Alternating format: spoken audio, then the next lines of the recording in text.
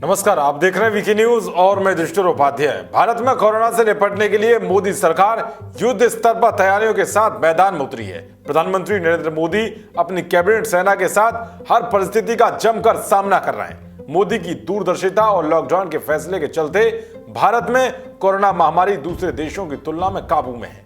Corona से जंग लड़ने के तरीकों पर दुनिया ने भी मोदी के काम को लोहा माना है, तो वही कांग्रेस कंफ्यूज है। जी हां, कभी कांग्रेस पीएम मोदी के फैसलों का स्वागत करती है तो अगले ही पल बैकफुट पर चली जाती है। इसी तरह से कांग्रेस मोदी सरकार की निंदा करने, तंज कसने और सुझाव देने में व्यस्त है। जी हां, कांग्रेस अध्यक्ष सोनिया गांधी समेत पूरा परिवार मोदी सरकार को सुझाव देने में जुटा है। इसी कड़ी में सोनिया गांधी ने एक बार फिर प्रधानमंत्री मोदी को पत्र लिखकर सुझाव दिया, तो बेटी प्रियंका गांधी ने उसे ट्वीट कर दिया और जमकर ट्रोल हो गई।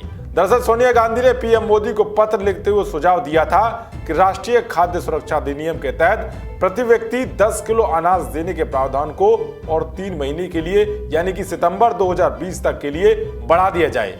ऐसा उन लोगों के लिए भी किया जाना चाहिए जिनके पास राशन कार्ड नहीं है लेकिन वो मुसीबतों में। खैर, मैडम के सुझाव देने के पहले ही मोदी सरकार की तरफ से कई राहत पैकेजों का लगातार ऐलान किया जा चुका था, लेकिन सुझाव के नाम पर गरीबों की हमदर्द बनने की कोशिश में कांग्रेस खुद ही अपनी बेइज्जती करा बैठी और रही सही कसर बेटी प्रियंका ने पूरी कर दी। बता दें कि प्रियंका गांधी ने सोनिया गांधी के खत की कॉपी को ट्वीट करते हुए लिखा है कि कांग्रेस अध्यक्ष श्रीमती सोनिया गांधी जी के ये सुझाव राशन की कमी झेल रहे लोगों की मदद करेंगे। 10 किलो मुफ्त राशन अगले 6 महीने तक राशन कार्ड वालों और बिना कार्ड वाले जरूरतमंद दोनों को मदद करेगा। फिर क्या था, इस ट्वीट पर यूजर्स ने कांग्रेस को जमकर लताड़ लगाई।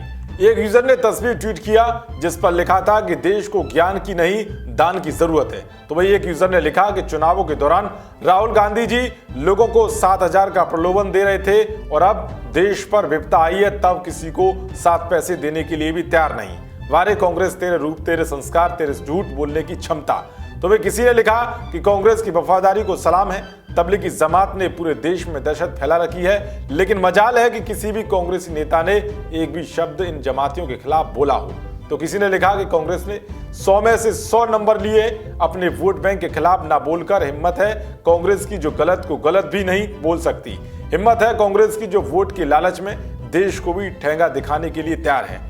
तो वही एक यूजर ने प्रियंका गांधी समेत राहुल गांधी को लपेटे में लेते हुए लिखा कि मैडम, कहां पे किसी ने शिकायत की है राशन की कमी की? आप और आपका भाई क्यों ज्यादा चौधरी बनने के चक्कर में अपना मानसिक दिवालियापन दिखाते रहते हो?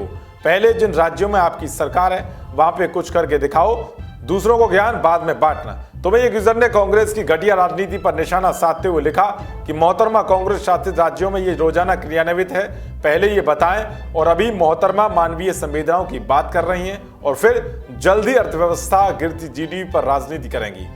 तो इस तरह से यूजर्स ने प्रियंका गांधी के ट्वीट पर पूरे गांधी परिवार समेत कांग्रेस को जमकर लताड़ लगाई। वैसे प्रियंका गांधी को पता होना चाहिए कि यूपी के अंदर योगी सरकार ने गरीब तबके के लोगों के लिए जो इंतजाम किए हैं शायद वो किसी भी राज्य के मुख्यमंत्री ने नहीं किए हैं। जहां सीएम योगी ने गरीबों को राशन पहुंचाने के साथ साथ 20 लाख दिहाड़ी मजदूरों के खाते में 1-1 हजार रुपए डालने का काम किया है। इसके अलावा 27,50,000 मनरेगा मजदूरों के अकाउंट में 611 करोड़ से ज्यादा रुपए ट्रांसफर किए हैं और तो और गरीब लोगों के लिए 40 करोड़ खादी के मास्क बनवाने का भी फैसला लिया है।